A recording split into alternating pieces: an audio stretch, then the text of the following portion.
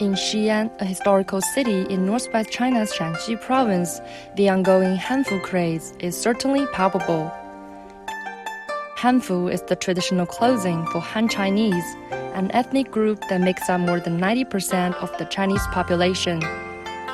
If you walk into parks and tourist spots in Xi'an, chances are you will come across people dressed in Hanfu taking selfies.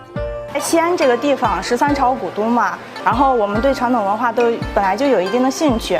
穿上这身衣服的话，就好像穿越了几千年的时光一样，让人也更有欲望去学习、了解这个传统文化。我是从四川来的啊，主要就是来西安这边来体验一下这个汉服。来了西安之后，就看到很多那些小姐姐穿着都很好看。现在还是年轻人比较多一些，但是现在也有越来越多的家庭，就是年轻人带着自己的父母还有孩子，然后这种家庭式的这种体验，然后也越来越多了。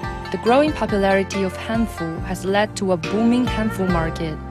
According to research firm iMedia Research, the Hanfu market in China was estimated to reach 12.54 billion yuan in 2022 and will likely rise to 19.11 billion yuan in 2025.